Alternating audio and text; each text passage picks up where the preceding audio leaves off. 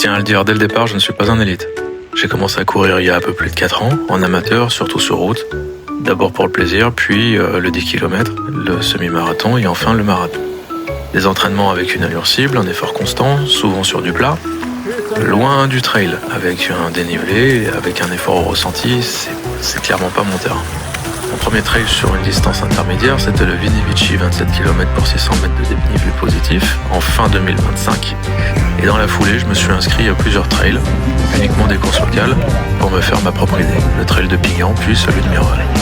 Le contexte n'est pas idéal, une mauvaise chute en trottinette au skatepark, déchirure au mollet, cheville touchée, genou gauche fragilisé, et une cheville qui ne supporte plus le lassage des chaussures. Bref, toutes les rotations sur la jambe gauche sont à exclure. Résultat, après le trail de Vini Vici en novembre, arrêt complet jusqu'au début du mois de janvier. La reprise est compliquée, la jambe est encore loin d'être prête et la météo hivernale n'aide pas vraiment. Les entraînements sont difficiles et la période de préparation est beaucoup trop courte. L'objectif est simple, prendre le départ, gérer intelligemment, découvrir les chemins locaux et arriver entier sans blessure. Et c'est donc ce dimanche 25 janvier 2026 que la bande de coureurs que nous sommes se retrouve au parc de Pignan à 8h pour le départ du trail de l'Olivière. Ce trail était initialement prévu avec une distance de 31 km et 1000 mètres de dénivelé positif, mais la météo des derniers jours a fait déborder le Coulazou et le circuit a été ramené à 27 km et 700 mètres de dénivelé. Vu l'état de ma jambe gauche, je ne vais clairement pas m'en plaindre. L'organisateur nous prévient, le terrain est mouillé, les chemins sont glissants, nous voilà prévenus. Ça y est, le top départ est donné et on s'élance enfin porté par les fumigènes et la motivation. On suit la piste cyclable sur une centaine de mètres, on dit bonjour au ras des champs, puis on bifurque dans les vignes. Je m'attendais à pire que ça comme situation, vu la quantité d'eau qui est tombée ces derniers jours. Ça aurait pu être pire.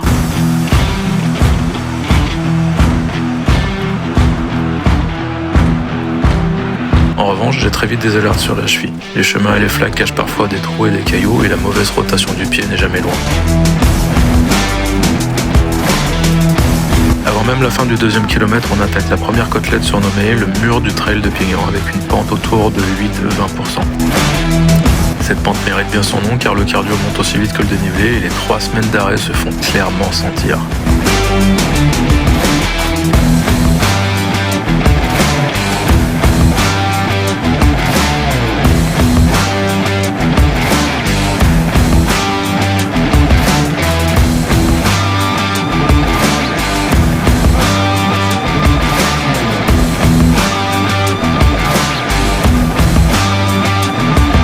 Dans les premiers singles, le rythme est bon, le temps est parfait et même le soleil commence à pointer à l'horizon.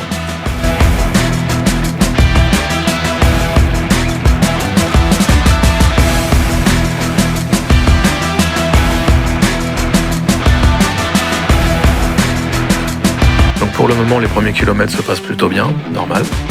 Et de mon côté, je retrouve un peu de confiance sur le fait de courir sur des terrains abîmés. Les douleurs aux genoux et à la cheville restent supportables et il n'y a pas de mauvais mouvements. Le single est tortueux, avec de nombreux lacets, mais finalement assez roulant. Je mets l'autopilote, je me laisse porter en m'accrochant aux autres coureurs.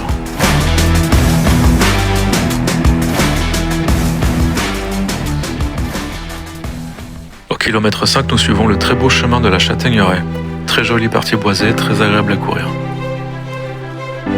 Puis nous traversons un peu de route sur le chemin des Hauts de la Pessine. Le genou commence à chauffer un peu, et je décide de ralentir encore un peu plus. Au kilomètre 7 arrive la montée du Pioche-Rouquier que nous attaquons par la face sud-est. La pente est irrégulière, parfois très raide, entre 14 et 25%. Le sentier est magnifique, mais le genou commence à s'enflammer et le cardio ne suit pas vraiment. La préparation écourtée se fait clairement sentir. Arrivé en haut, je prends quelques secondes, voire minutes, pour respirer et faire un peu de tourisme et masser ce genou douloureux. Je vois passer pas mal de coureurs et le doute s'installe un instant. Faut-il continuer au risque d'aggraver ses blessures ?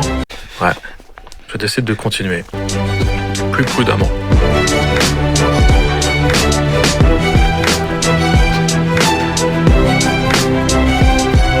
Les kilomètres suivants se passent un peu mieux. J'ai trouvé une allure et une position plus confortable qui me permettent d'avancer sans trop de choc.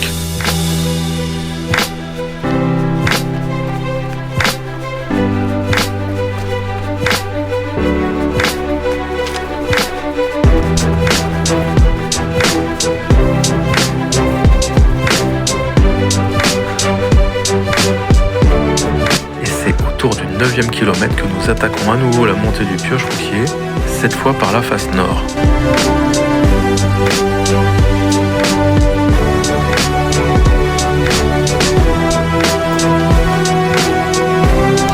Cette deuxième montée me semble plus raide, mais paradoxalement je l'encaisse mieux.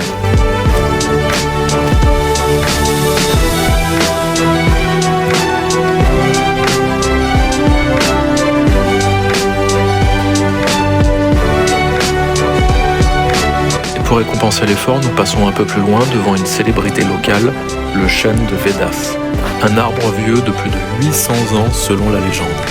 Nous continuons ensuite sur ce qui ressemble à un chemin pluvial, puis on bifurque vers une montée plus technique et surtout très glissante.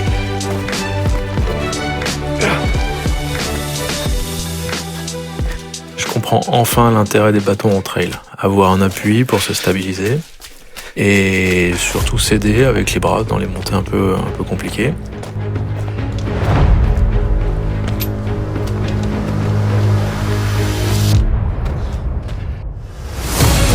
À ce moment de la course, un peu avant la moitié, j'ai le sentiment que le plus difficile est derrière nous. La cheville et le genou sont bien chauds, mais la douleur finalement ne dépasse pas un 4 sur 10. Alors je reprends calmement, avec la hâte de découvrir la suite du parcours.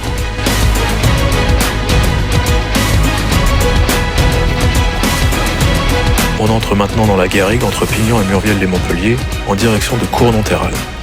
Le décor s'ouvre d'un coup. Le single serpente au milieu d'un paysage sauvage, très minéral, avec une vue largement dégagée. Ici, rien ne bloque le regard. On voit loin, très loin, et ça donne une vraie sensation de liberté. Le terrain enchaîne une multitude de petites montées de descente. Ça monte, ça descend, ça relance sans arrêt. Mais finalement, c'est assez roulant. Bon, à quelques exceptions près. Allez, c'est bon. Heureusement que vous êtes là, les mecs. Ouais, c'est clair. Petit record pour ce soir aussi. Hein. Ouais, merci. Je trouve un bon rythme. Les appuis sont propres, le chemin se lit bien, et malgré le relief joueur, les sensations restent très très bonnes. C'est typiquement le genre de passage qui pourrait me faire aimer le trail en réalité. C'est un moment suspendu entre effort et contemplation, avec la garrigue qui défile sous les pieds.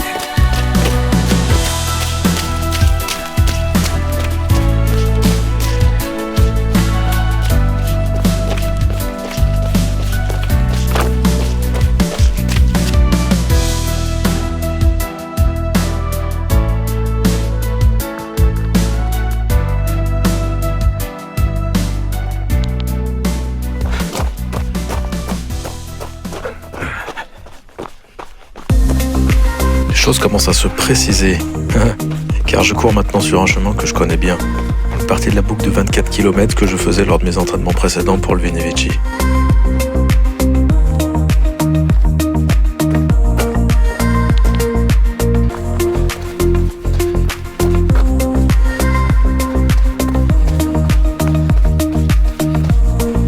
Je connais ce chemin, je connais l'effort, et mentalement je me dis que l'arrivée n'est plus très loin.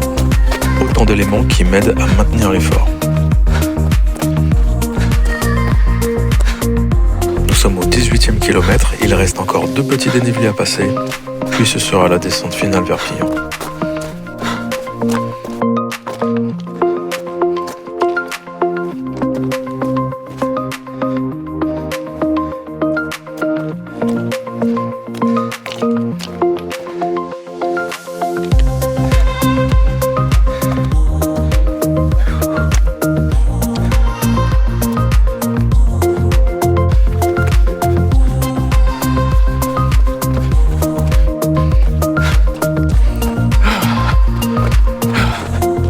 Kilomètre 21, nous repassons devant le ravitaillement, et là j'ai une idée de génie.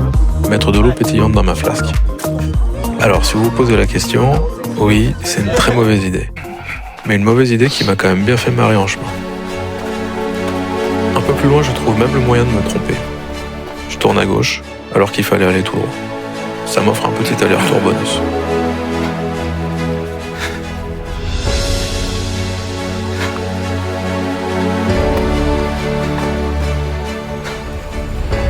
Puis on enchaîne sur un sentier avec des pierres très glissantes. Regardez-moi comme ça glisse ici. Paye pas de mine, mais ça m'a demandé un effort considérable. C'est parti, moi. La fatigue est bien là maintenant. Le genou est très enflammé et le contrôle permanent pour éviter de glisser provoque des petites rotations cheville-genou qui à la longue laissent des traces. On traverse la ligne puis on retrouve la piste cyclable, de l'enrobé, du plat. Le bonheur quoi. Je retrouve mes repères et pars en vitesse de croisière pour un finish bien mérité. Je me réinscrirai à ce trail et je reviendrai en forme, avec des papates toutes neuves et un cardio correct. En attendant, un énorme merci à toute l'équipe du Trail de Pignon pour l'organisation et 1000 merci aux bénévoles incroyables rencontrés tout au long du parcours pour votre aide, votre soutien et vos encouragements. C'est grâce à vous que cette journée fut si belle.